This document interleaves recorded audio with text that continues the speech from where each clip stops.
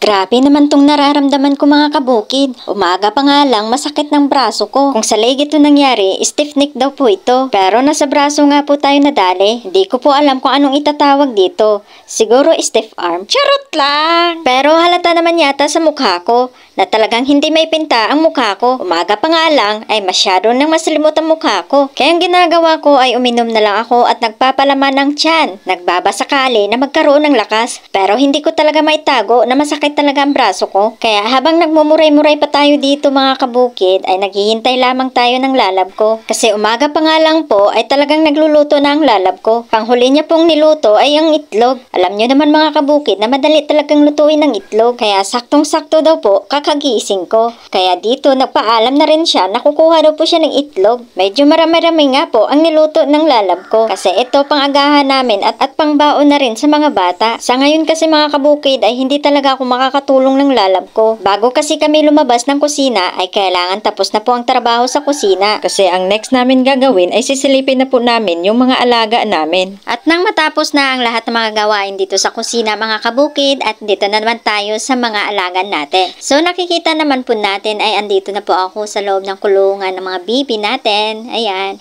Nagpapatulo na rin po ako ng tubig dito at para papupunuin na po yung kanilang painuminan dito. So eto flex ko lang yung background ko, yung may saging. Ayan, malapit na rin po siyang pagulang na no at malapit na nating titibain ito. Ramdam ko na rin talaga na nagugutom na po yung ating mga alaga. So bubuksan na natin ito at makapasok na po tayo sa kanilang pinakabahay-bahayan. So eto na mga kabuki, dito po talaga ako nai-excite sa araw-araw. Kahit sabihin mong palagi po akong namumulot nito. Nakakatuwa lang kasi dahil nandadakma ka lang dito ng mga egg. Yung pagdakma mo ay walang kalaban-laban. Hindi tulad ng ibang egg ay nagagalit dahil napuruhan ng dakma. Uy! Charot! Ha ha ha!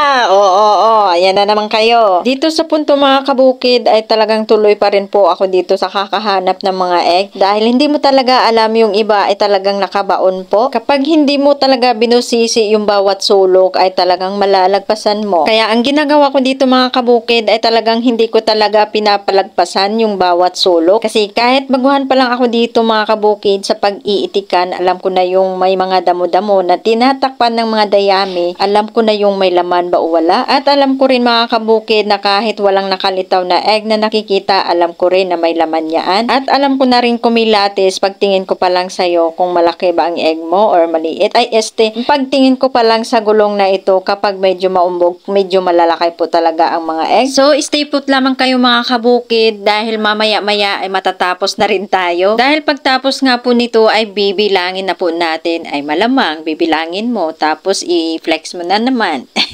Ganun talaga mga kabukid, no? At eto na nga ang papartial natin. Pauwi na nga po ako sana dito mga kabukid pero may napansin pa ako dito sa sulok. Itong sulok po kasi ay napakahirap abutin dahil hindi ko talaga maabot-abot sa kamay ko nga sana. Ay kailangan mo pa talagang lumuhod, dumapa at yung parang nakahalik ka na sa lupa para maabot mo lang yung egg na nasa sulok. Hindi naman pwede nating pabayaan na lang ito mga kabukid, no? Kailangan nating sungkitin para lang maangkin. Oh, sino namang nakarelate doon? Yung tipong mga katagang na nagsisimula pa lang kayo, sungkitin ko ang langit. Or abutin ko ang mga stars, abutin ko ang mga buwan para ibigay sa'yo. Ganun kita kamahal. Charot! Ayan mga kabukid. So, eto na. Lahat ang nakukuha natin. No? Bali, 19 po. 19 peraso. Ang lalaki.